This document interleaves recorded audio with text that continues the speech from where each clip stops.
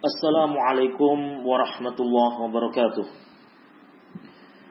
Innal hamdalillah nahmaduhu wa nasta'inuhu wa nastaghfiruh wa na'udzu billahi min shururi anfusina wa min sayyiati a'malina.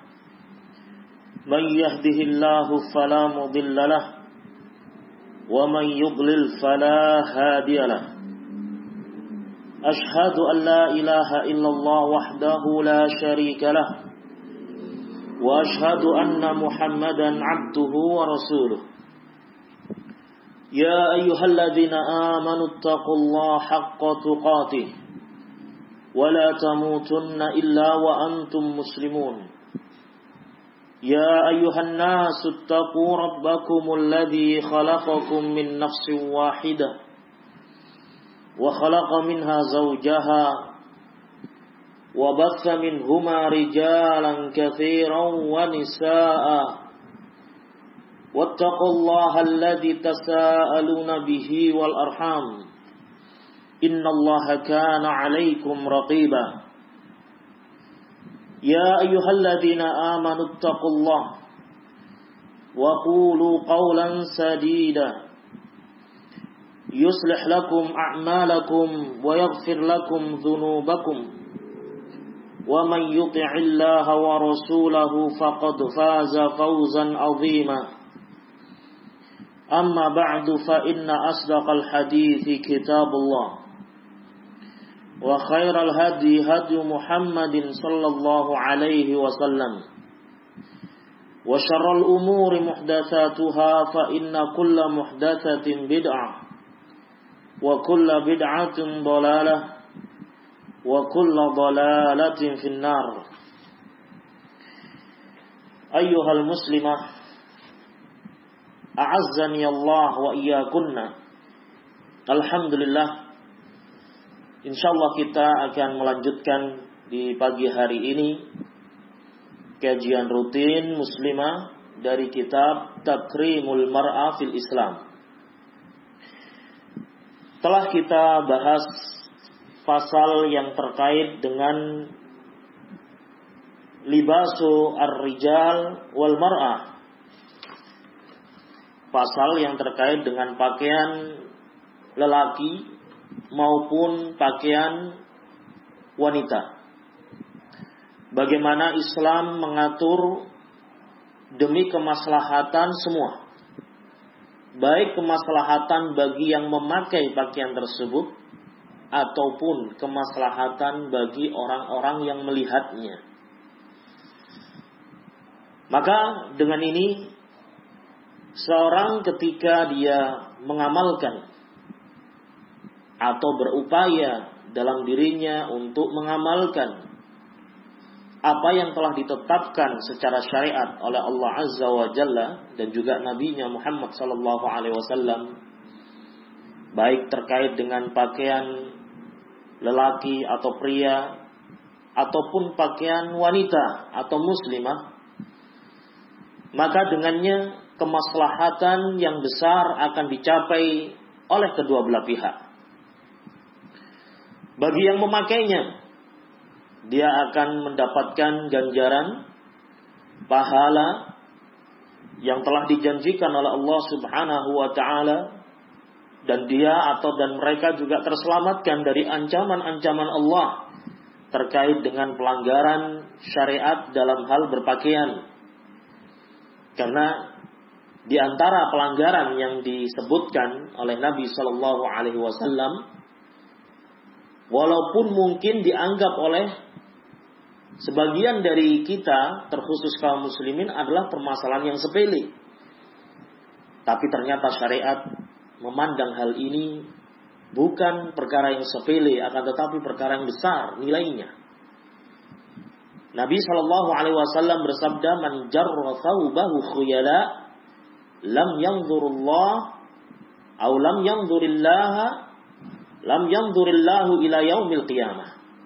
Barang siapa yang menjulurkan pakaiannya, kainnya, dalam keadaan sombong, Allah Azza wa Jalla tidak akan melihat nanti ketika yaumil qiyamah. Dalam hadis yang lainnya Rasulullah sallallahu alaihi wasallam bersabda, "Ma asfala minal ka'baini minal izari fa finnar." Segala apa yang di bawah mata kaki berupa sarung, kain, jubah, celana dan yang lainnya, maka letaknya adalah di neraka. Ini terkait satu jenis pakaian, belum yang lainnya.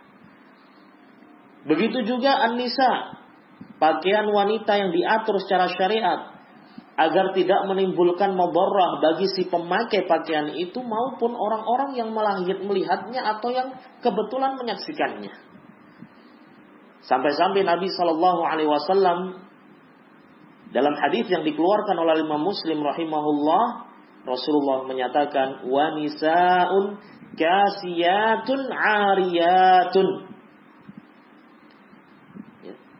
Di antara mereka orang-orang yang dimasukkan oleh Allah Subhanahu wa taala dalam kategori orang-orang yang tidak mendapatkan aroma wangi surga Allah adalah di antara mereka salah satu fashion yang dipakai oleh wanita ini adalah yakni para wanita yang memakai jenis-jenis pakaian tapi hakikatnya dia telanjang. Artinya pakaian itu tidak menutupi badannya secara sempurna, baik menutupi secara zahirnya ataupun ketika menutupi itu masih bisa dilihat di terawang apa yang ada di balik pakaiannya. Tidak bisa menutupi secara sempurna. Lekuk-lekuk tubuhnya masih nampak sangat jelas. Warna kulitnya masih terlihat. Ditambah lagi dengan mumilatun, mailatun, jalan yang berlenggak-lenggok menggoda kaum pria yang menyaksikannya. Kata Nabi sallallahu alaihi wasallam, "La yadkhulnal jannah wa la yajidna rihaha." Wanita-wanita yang jenis ini atau wanita-wanita yang model seperti ini, dia tidak akan mencium aroma wangi surga Allah Subhanahu wa taala, dan dia tidak akan masuk ke dalam jannah. Peringatan yang sangat keras. Kenapa? Karena akan memunculkan mudarat bagi dirinya dan juga orang lain. Tidak hanya terkhusus pada dirinya saja, tapi juga dengan dia memakai pakaian itu, dia ada ikut andilnya. Turut andil menyesatkan, menyimpangkan orang-orang yang ada di sekitarnya. Dan ini salah satu dosa yang sangat besar. Kaum muslimin dan juga muslimah yang dimuliakan oleh Allah Azza wa Jalla, setelah itu kita akan membaca apa sih hikmah di balik pensyariatan hijab bagi wanita secara khusus. Di sini disebutkan oleh Syekh pasal al-hijabu takrimun wa hifdzun lil mar'ah. Bahwasanya hijab itu sebagai pemuliaan dan juga penjagaan bagi wanita.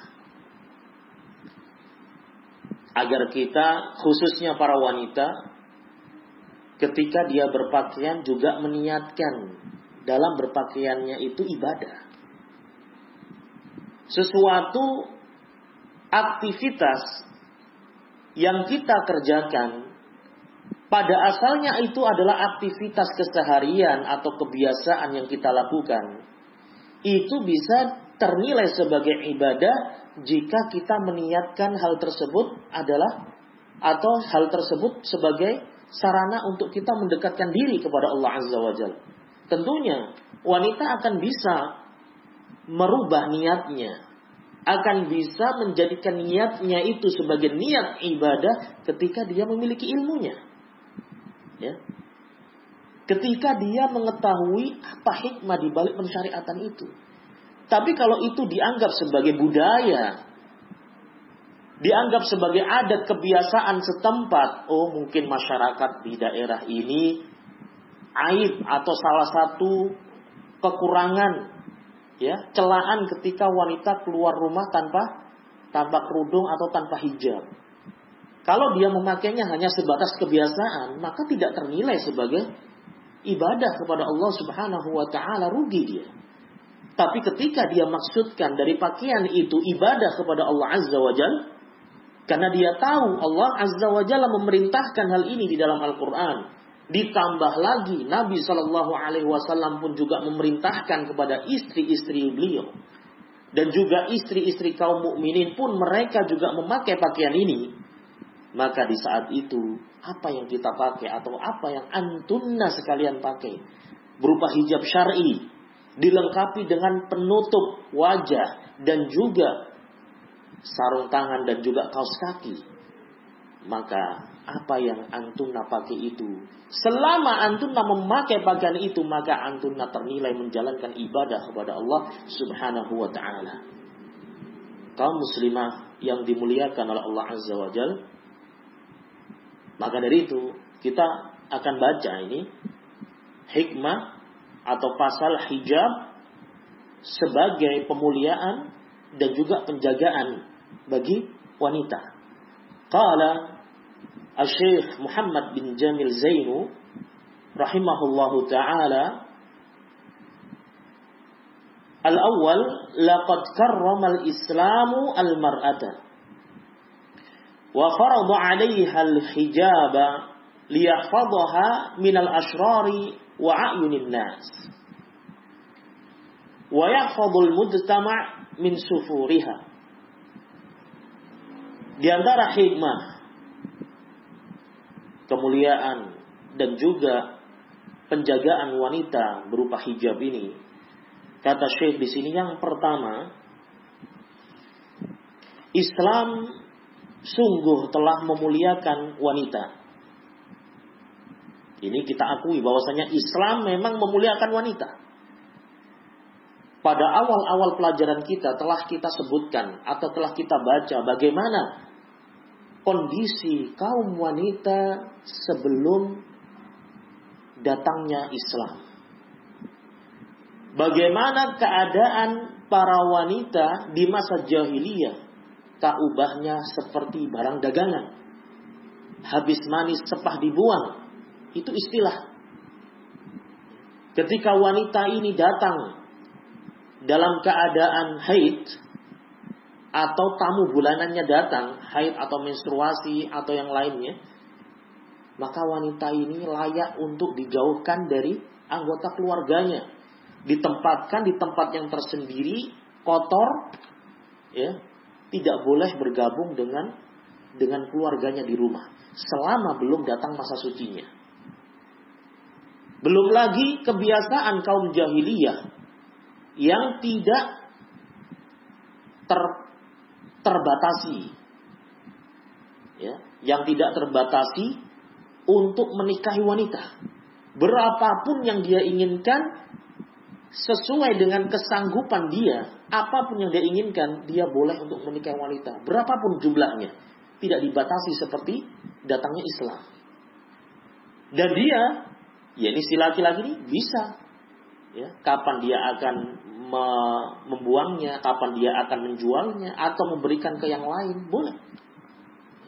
Dan wanita di masa jahiliyah, mereka tidak berhak mendapatkan harta waris, tapi mereka sebagai harta warisan, dijadikan sebagai harta warisan. Sehingga ketika harta warisan itu turun ke anaknya misalnya, maka si istri ayahnya ini juga bisa menjadi istri anaknya, waliyadzubillah. Maka Islam datang, ya. Islam datang dengan kemuliaan Al-Quran. Di situ diaturlah bagaimana wanita diposisikan pada tempat yang terbaik. Posisi wanita ditempatkan setara dengan laki-laki dalam permasalahan ibadah kepada Allah Subhanahu wa ta'ala, dalam rangka memperoleh pahala dan ganjaran dari Allah Azza wa Jalla tidak ada batasan. Ya. Silakan wanita ketika dia mau beribadah kepada Allah, rajin beribadah kepada Allah dan sungguh-sungguh, itu bisa jadi melebihi ganjarannya yang diperoleh oleh laki-laki ketika laki-laki ini malas. Tidak ada perbedaan dalam hal apa? Dalam hal kemanusiaannya, bahwasanya mereka juga makhluk Allah, layak mendapatkan hak-hak, dan juga mereka pun juga bisa mendapatkan ganjaran melebihi laki-laki dalam permasalahan ini. Ya. Tetapi juga diatur bagaimana wanita di hadapan Islam tentunya juga berbeda dengan laki-laki dalam beberapa hal yang telah kita sebutkan pada pelajaran-pelajaran sebelumnya. Ya. Seperti pembagian waris berbeda. Ya. Kenapa berbeda? Hikmah-hikmahnya disebutkan di situ. Karena laki-laki ada tanggungan kewajiban untuk menafkahi, adapun wanita tidak. Ya. Dan itu berdasarkan dengan rahmah syariat Islam itu sendiri dan rahmahnya Allah Subhanahu wa ta'ala. Apa yang ditentukan oleh Islam adalah kebaikan. Apa yang Allah tetapkan, apa yang Allah perintahkan, di balik itu adanya kebaikan yang sangat banyak. Dan apa yang Allah larang, apa yang Allah barakallahu fikum tetapkan untuk tidak dilakukan, maka harus kita yakin bahwa di dalamnya terdapat kerusakan yang besar jika seorang berani untuk melanggarnya. Kaum muslimah yang dimuliakan oleh Allah, di sini Syekh rahimahullah menyatakan laqad karramal Islamu al-mar'ata. Sungguh Islam telah memuliakan wanita. Wa farada 'alaiha al-hijab liyahfadhaha minal asyrar wa a'yunin nas, dan Allah Azza wa Jalla telah mewajibkan dan mengharuskan kepada wanita-wanita itu untuk berhijab. Mewajibkan kepada wanita tersebut mengenakan hijab. Liyahfadhaha, untuk menjaganya, minal asyrar, dari kejahatan dan pandangan manusia. Ya. Ini menjaga apa? Menjaga dari kejahatan. Artinya menjaga dari kemudaratan yang akan menimpa dirinya, untuk dirinya sendiri. Wa ayunin nas, dan pandangan-pandangan manusia yang jahat. Dan juga menjaga masyarakat dari wajahnya yang terbuka. Di sini disebutkan di antara kewajiban wanita adalah berhijab. Hijab itu secara bahasa telah kita sebutkan maknanya lebih luas. Ya. Maknanya lebih luas. Hijab itu adalah sesuatu yang menutupi wanita itu.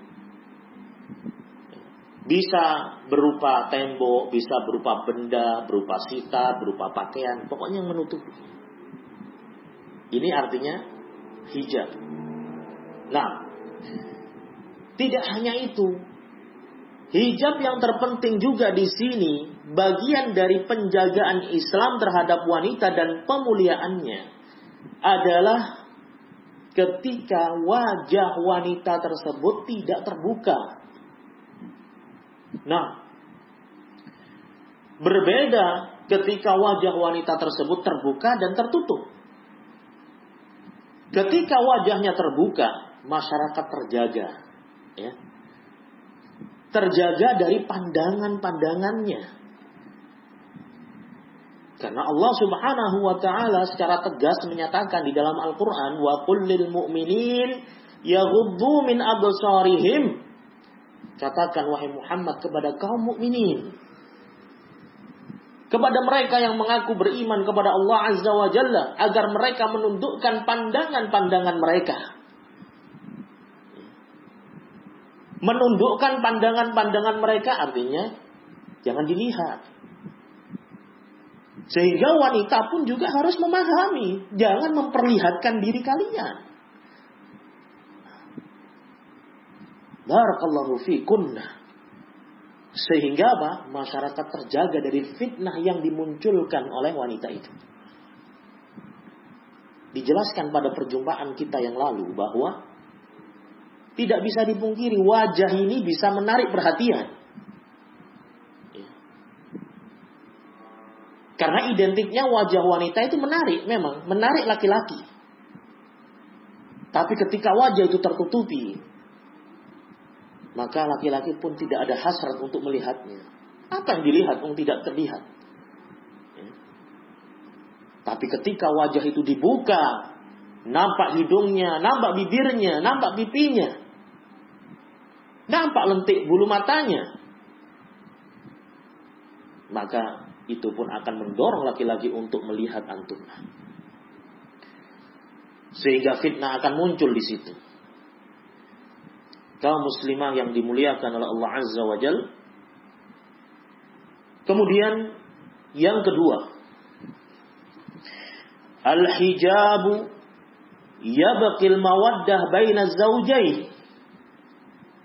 Farrajulu 'indama yara imra'atan ajmal min imra'atihi tasu'ul 'ilaqatu bainahuma. Hijab akan melanggengkan keharmonisan hubungan antara suami istri. Ya. Hijab, adanya hijab itu bisa melanggengkan keharmonisan hubungan suami istri. Ya. Loh kok bisa? Kata Syekh, farrajul, seorang suami ketika dia memandang, melihat wanita yang lebih cantik, ya, melihat kepada wanita yang lebih cantik, tentunya yang bukan istrinya.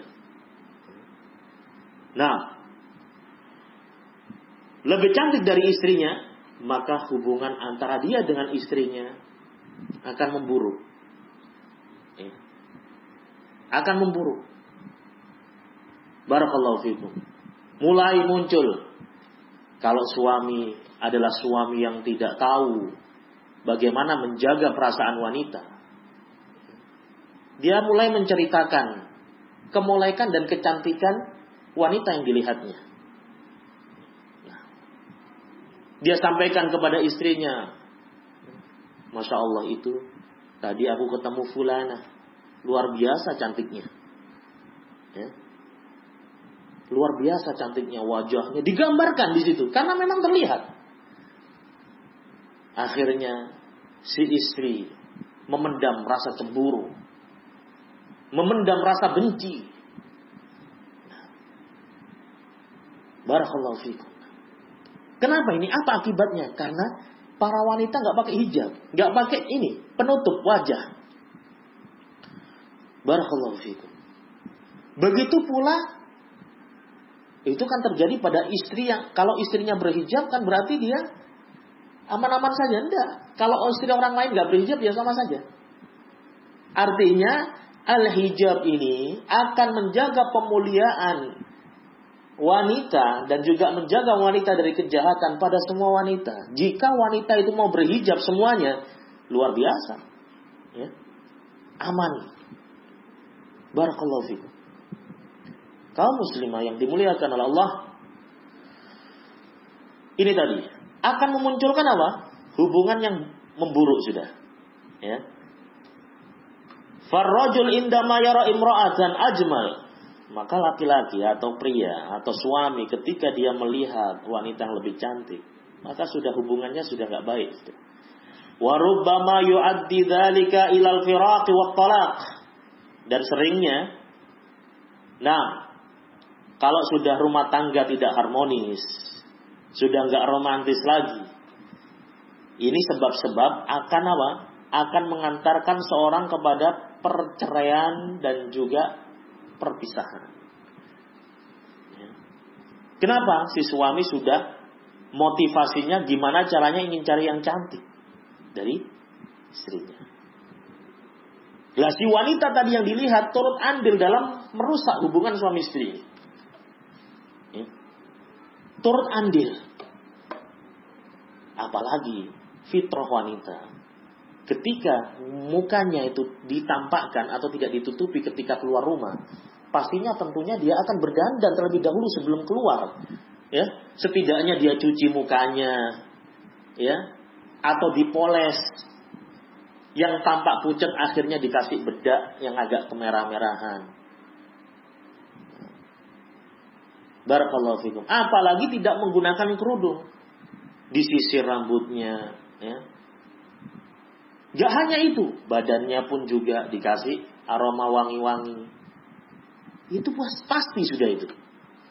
Makanya Islam mengatur hal ini. Kaum muslimah yang dimuliakan oleh Allah, bisababi hadhil mar'ati as-safirati allati fatanat az-zawju falam yu'addi tu'jibuhu zawjatuh. Nah, maka dengan sebab oleh wanita yang menampakkan wajahnya itu sehingga membuat suami tergoda, sedangkan istrinya sudah tidak lagi membuatnya terpesona. Ya. Ini dua-duanya juga kena. Orang lain yang dilihat tadi kena. Nah, dia salah karena dia membuka wajahnya. Istri yang di rumah pun juga hati-hati, jangan sampai kalah saingan. Jangan sampai sudah yang di luar cantik-cantik, yang di luar molek-molek wajahnya, yang di rumah tidak menjaga penampilannya. Namanya suami di rumah gak ada lagi yang dilihat kecuali istrinya. Istri sembarangan pakai pakaian. Istri tidak bisa bermuamalah dengan suami dengan muamalah yang membuat suami tertarik kepadanya. Biasa-biasa saja. Gak ada dandan, ya. Tidak memakai pakaian yang menarik, khususnya ketika dia bersama suaminya, ya. Kalau mungkin bersama anak-anak beda. Jangan ditampakkan. Ya, ketika bersama anak-anak kita jaga penampilannya, khusus si ibu, apalagi memiliki anak lelaki. Dijaga penampilannya. Artinya apa? Tutup auratnya. Aurat-aurat yang tidak boleh nampak di hadapan anak-anak atau tidak pantas untuk ditampakkan ke anak-anak. Ditutup pakaiannya. Sopan, rapi. Tapi ketika bersama suami, berdua bersama suami, jangan sama saja penampilannya. Ya. Penampilan yang di dapur juga sama dipakai di tempat tidur. Barakallahu fikum. Habis masak, ya. Habis masak sayur berkuah kari. Ya. Waktu istirahat, pakaian itu juga aromanya sama. Suami bingung. Ini rumah kok jadi dapur semua? Ya. Di dapur bau kari, di ruang tamu bau kari, di tempat tidur juga bau kari, malah lebih menyengat. Lah, jangan seperti itu. Perbaiki penampilanmu, wahai ayyuhan nisa. Perbaiki. Kalau tidak punya pakaian yang menarik, tapi suami ingin pakai pakaian yang menarik, minta kepada suaminya. Belikan aku pakaian yang kamu suka. Suruh beli. Nah. Barakallahu fikum. Kaum muslimah yang dimuliakan oleh Allah. Apa sih fungsi ini semuanya? Ini tadi menepis. Ya. Menepis fitnah-fitnah wanita yang di luar. Apalagi suami-suami yang sering keluar. Bergelut di tempat kerjanya. Ya. Di sana pun juga berseliweran para wanita. Seharusnya sang istri juga harus was-was. Jangan sampai si suami justru tergoda. Si istri harus mengcover atau mengcover fitnah-fitnah di sana. Dengan jalan apa? Dengan jalan tadi. Buat antuna lebih menarik dibandingkan mereka-mereka yang ada di luar. Kasihan suami. Kasihan mereka. Seharian sudah bergelut. Dengan pekerjaannya capek. pikirannya pun juga capek, ditambah lagi fitnah demi fitnah di hadapannya terpampang. Ternyata di rumah biasa-biasa aja si istri. Tapi si istri menuntut lebih pada suaminya agar dicintai. Tapi dia tidak pandai bagaimana suami bisa mencintainya. Kaum muslimah yang dimuliakan oleh Allah. Kemudian Syekh menyatakan poin yang ketiga. Al-mar'atul muslimah fi nadharil Islam asbaha bil jawharatin nafisah allati yas'a sahibuha li ikhfa'iha wa sitriha an a'yunin nas. Wanita muslimah itu dalam pandangan Islam disamakan dengan sebuah permata yang mahal harganya. Ya. Islam menilai wanita muslimah, bukan wanita kafirah, wanita muslimah diserupakan dengan sebuah permata yang mahal. Permata adalah sebuah perhiasan yang sangat mahal, mungkin yang termahal. Barangnya kecil, tapi memiliki nilai yang sangat mahal. Diserupakan dengan itulah hakikat muslimah. Yang mana pemiliknya tentunya akan berupaya menyembunyikannya dan menutupinya dari pandangan manusia. Ya, jangan coba-coba menampakkan permata, memamerkan di hadapan khalayak. Ya. Semua wanita melihat semua pria atau semua orang melihat keindahan permata itu, akan memunculkan orang-orang yang sangat hasad, ingin merebut untuk memilikinya. Itu fitrah sudah, hawa nafsu. Kaum muslimah dan juga kaum muslimin yang dimuliakan oleh Allah, maka muslimah harus dijaga, ditutupi, disembunyikan. Ini nasihat untuk para suami. Ya. Kasih tahu suami-suami antuna bahwasanya antuna disamakan di dalam Islam ini dengan sebuah permata yang harus disembunyikan, enggak diobral, tidak dijadikan pampangan, tidak dijadikan patung-patung manekin yang bisa dilihat kapan saja, bisa dinikmati pesonanya. Enggak, harus ditutup, dibungkus, disembunyikan lagi. Makanya tempat yang terbaik bagi wanita untuk melakukan sholat adalah di dalam kamarnya. Di kamarnya jika ada tempat khusus untuk sholat, maka di sana dia tempatnya. Semakin tersembunyi wanita itu, semakin baik. Itulah wanita di dalam Islam. Itulah wanita muslimah yang dilihat oleh Islam, bahwa mereka adalah sebuah permata yang indah. Tapi ketika permata ini sudah melampaui pagar rumahnya, mencoba membuka pagar rumahnya, kemudian beraktivitas di luar, dipandang oleh mata-mata laki-laki lain, ajnabiyah, yang tidak halal baginya untuk melihat, maka disitulah muncul kerusakan. Jika itu dilakukan oleh satu wanita, itu akan memunculkan kerusakan yang besar, apalagi banyak wanita. Maka dari itu wanita muslimah yang dimuliakan oleh Allah, pahami ini baik-baik. Jangan antunah su'udzon dengan syariat Islam, menganggap bahwasanya syariat Islam itu mengekang kebebasan para wanita, tidak mau wanita untuk berkembang berkarir, berlomba-lomba, bersaing dengan kaum lelaki. Bukan. Silakan kalian bersaing dengan kaum lelaki dalam mendapatkan ajar dari Allah Subhanahu wa taala. Tidak ada larangan. Jika suami antunna melakukan amalan-amalan ibadah, berbagai amalan ibadah yang dia lakukan, ya, mungkin sholat 5 waktu, atau mungkin dia mengajar, antunna bisa lebih dari itu. Sholat 5 waktu sekaligus dengan sholat sunnahnya. Antunna bisa lebih dari itu, berpuasa sunnah. Jika suami gak sempat puasa, antunna bisa puasa sunnah. Itu lebih baik daripada yang tidak berpuasa. Silahkan bersaing dalam hal ini. Allah Subhanahu wa taala berfirman, fastabiqul khairat, berlomba-lomba itu dalam kebaikan, dalam perkara-perkara yang akan mendapatkan ganjaran dan pahala dari Allah Azza wa Jalla.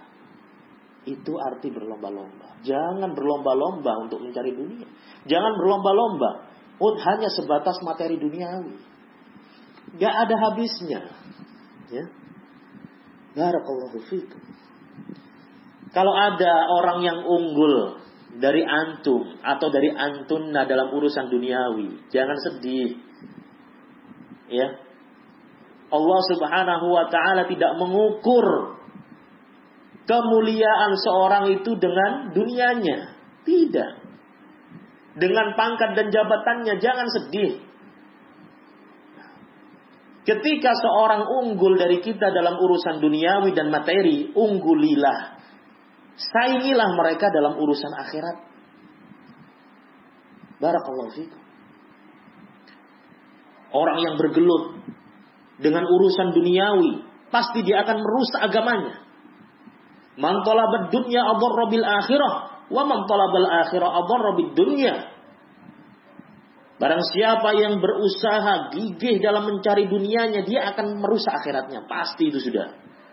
Gak ada orang yang tambah sibuk urusan dunia, sibuk juga urusan akhirat. Ya, gak mungkin. Gak bisa disatukan.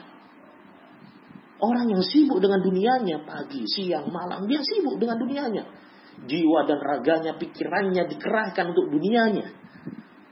Nah, sampai-sampai tidak ada waktu untuk bercengkrama dengan keluarga. Tidak ada waktu untuk bercengkrama dengan istrinya, dengan anak-anaknya. Anak-anak hanya difasilitasi dengan dunia. Cukup difasilitasi dengan dunia. Si bapak seorang pencetak uang saja. Nah, tunggu kehancurannya. Barakallahu fikum. Wa man talabal akhirah adarra bid dunya. Tentunya orang yang gigih dalam mencari akhirat, dia akan demi sedikit dunianya akan berkurang. Ya. Barakallahu fikum. Berkurang bukan berarti kemudian Allah Subhanahu wa taala jadikan dia sebagai seorang yang kelaparan, tidak. Kurangnya dunianya dikurangi karena jangan sampai dunia itu menyibukkan dia dari akhiratnya. Itu sudah pasti. Maka Nabi Shallallahu Alaihi Wasallam menyatakan, adirru al-fani lil baqi. Maka hendaknya kalian rusak, ya, sesuatu yang fana itu menuju sesuatu yang kekal. Kaum muslimah yang dimuliakan oleh Allah. Maka dari itu, apa yang disampaikan oleh Syekh Muhammad bin Jamil Zainu di sini tentang nazarul Islam, pandangan Islam terkait dengan muslimah, diserupakan dengan permata yang mahal nilainya. Maka jangan diterlantarkan, tutupi, jaga, sembunyikan dari pandangan-pandangan manusia. Nah, barakallahu fikunna. Maka dari itu tersisa beberapa faedah di sini atau beberapa poin yang disebutkan oleh Syekh. Tapi yang terpenting bagi kita semua, para keluarga, baik dia posisinya sebagai suami ataupun dia posisinya sebagai seorang istri, ibu rumah tangga, pahami baik-baik, agama Islam menginginkan bagi umatnya kemaslahatan dunia dan akhirat. Dalam masalah satu hal saja, pakaian ini, itu bisa mendatangkan kebaikan yang sangat banyak. Pengaruh pada iman, pengaruh pada rumah tangga, pengaruh pada kecintaan dan keharmonisan rumah tangga, pengaruh kepada kesesatan dan kemaksiatan orang lain. Pada satu hal permasalahan pakaian, belum yang lainnya kita bahas. Wallahu a'lam bishawab. Mungkin ini yang bisa kita kaji di pagi hari ini. Kurang lebihnya kami mohon maaf. Insyaallah kita akan lanjutkan kajian kita terkait dengan lanjutan pasal al-hijab takrimun wa hifdzun lil mar'ah pada pertemuan berikutnya atau di hari dan waktu yang sama insyaallah. Wallahu a'lam bishawab. Subhanakallahumma wa bihamdika asyhadu an la ilaha illa anta astaghfiruka wa atubu ilaik. Wassalamu alaikum warahmatullahi wabarakatuh.